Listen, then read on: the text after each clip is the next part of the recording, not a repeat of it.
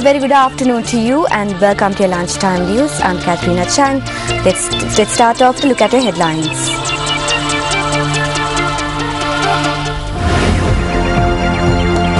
Chief Justice Mohan Peeris says that foreign forces cannot interfere with the country's human rights. Tushar Vijay Surya removed from his position as opposition leader of the Devanura Pradesh Sabha. MP Arjuna Ranatunga says that thievery is widespread in the country. On headline making news, Tushar Vijay Surya says that he has been removed from the position of the opposition leader of the Devanura Pradesh Sabha. Vijay Surya said he was informed about this through a letter sent to him bearing the signature of General Secretary of the United National Party, Tissath Nayaka. I have received a letter bearing the signature of Tissath Nayaka saying that I have been removed from the position of opposition leader. I carried forth this battle on behalf of the innocent people who suffer in this country because the United National Party will never triumph under the present party leadership. I took office after making a commitment to the people and by leaving my titles at the feet of the people. I will wait until the poor and downtrodden people in this country emerge victorious, and I would like to state to all leaders of the party that I would continue to serve the people devoid of titles or positions.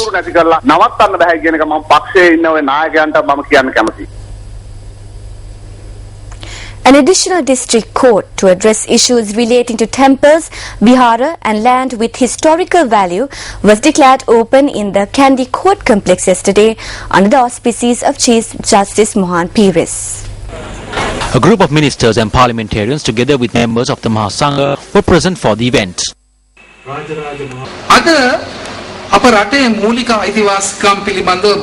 It is a known fact that not only is fundamental rights in the country being discussed widely, but interferences by various foreign forces pointing fingers at the rights in our country is also being discussed. We must keep in mind that the initial lesson on fundamental rights was taught to the country and society, not by these foreign forces. These were taught to us by Lord Buddha, Jesus Christ, Prophet Muhammad and other religious leaders over 2,500 years ago. These communities which speak of human rights remembered human rights only after the Second World War.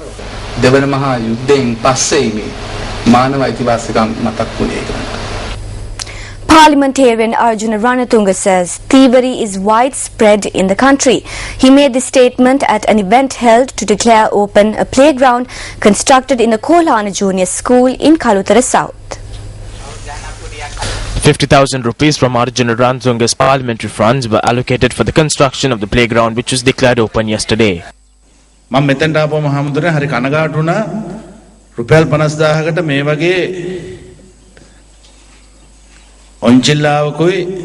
was disappointed when I came here. Not because not one but two swings and two seesaws could have been constructed for rupees 50,000. Today thievery in this country is widespread from the top to the bottom levels. On most instances we reprimand ministers and parliamentarians by calling them thieves. But officials too have become thieves in this country. I will conduct an inquiry into this in the future. This is not my personal money. These are funds allocated to us annually by Parliament from tax money. 50 million rupees is allocated annually. We divide this 50 million to all parts of the district. I provide funds for schools such as this, for temples and places of worship that need development. If we build this school and temple, then we can allow our children to face the society without any fear. දියුණු වෙලා නැති පන්සල් ආගමික ස්ථාන බලලා එව්වට ආධාර දෙනවා මොකද පන්සලයි පාසලයි අපි හදාගත්තොත් අපේ දරුවන්ව ප්‍රශ්නයක් නැතුව අපිට ඉදිරියට සමාජයට යොමු කරන්න පුළුවන් හින්දා. The Ministry of Investment Promotions and the Board of Investment held a joint media briefing yesterday on the benefits of the Commonwealth Heads of Government meeting to be held in Sri Lanka next month. Minister of Investment Promotion Lakshman Yapapewardena expressed the following views at the media briefing. දැන් බ්‍රිතාන්‍ය Charles කුමරු වෙනවා ලැන්කෂයර් university එකට අපි හිතනවා ඔහු ලව්ව ආරම්භ වෙනවා. Prince Charles will be arriving in the island, and we hope to launch Lancaster University here with his support. The country has received investments worth $6.8 billion from 2006 to 2012. The war has ended, and this summit is being held at a time that is conducive for investments.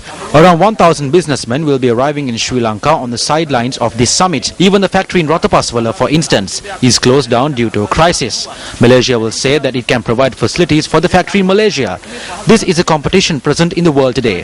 If this fact is not understood, and if criticism or objections are continuously leveled, then I believe it is very unfortunate. මේවා විවේචනය කර කර එළියට දානවා නම් මේවට විරෝධය පානවා නම් මම හිතන්නේ මේක ඉතාමත්ම අවාසනාවන්ත තත්ත්වයක්. The Commonwealth Rally, which commenced from Point Pedro, entered its 22nd day today. Today's journey commenced from the town of Bandarwala and will make its way to Badulla.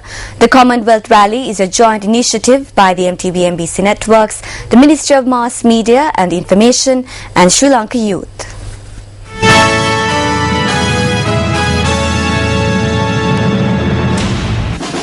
A ceremony to mark today's leg of the Commonwealth Rally was held in the Bandarwala town. Minister of the Uva Province, Sendil Tondaman, was amongst those present for the ceremony. Following religious observances, an introduction to Singapore was delivered in Sinhala, Tamil and English.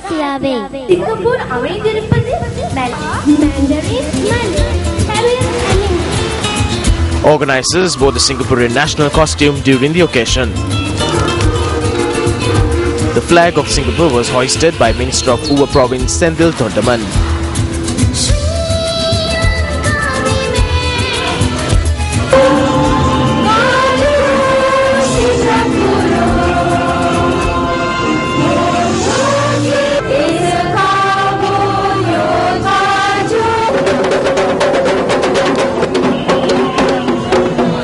Thereafter, the Commonwealth Rally headed to Badulla.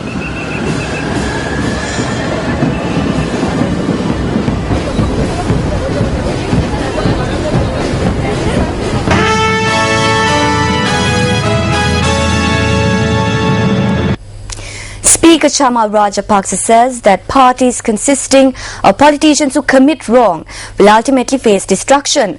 The Speaker expressed these views at a function held in Wattala. A function was held to declare open a newly constructed fertilizer storage facility in Wattala. Speaker Chamal Rajapaksa, Minister of Agriculture Mahinda Abewardena, Minister of Public Relations and Public Coordination Mervyn Silva and several others were present for the opening ceremony. Mahinda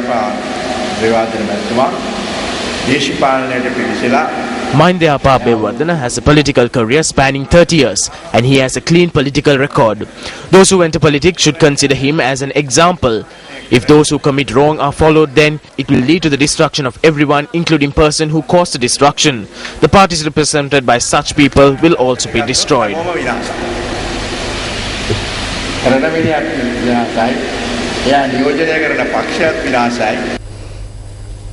A Bowser transporting cement met with an accident in the Avisavela town this morning. The Bowser was transporting cement from Puttalam to the Uma Oya project. The vehicle had skidded and then veered off the road, colliding with another lorry and a building before falling into a precipice. Our correspondent said that the accident had left the driver and his assistant injured.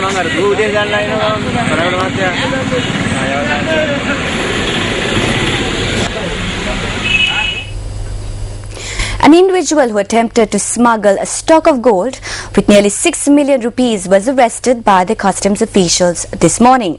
Customs media spokesperson Director Leslie Garmini said that the suspect was arrested when he arrived at the Katnake airport to depart Mumbai. The spokesperson said that 1.194 kilograms of gold was also found in the possession of the Indian suspect, concealed in his travelling bag. Meanwhile, a resident of the Kamune who smuggled in 3,000 abortion pills into the country from Chennai, India, was also arrested by the customs.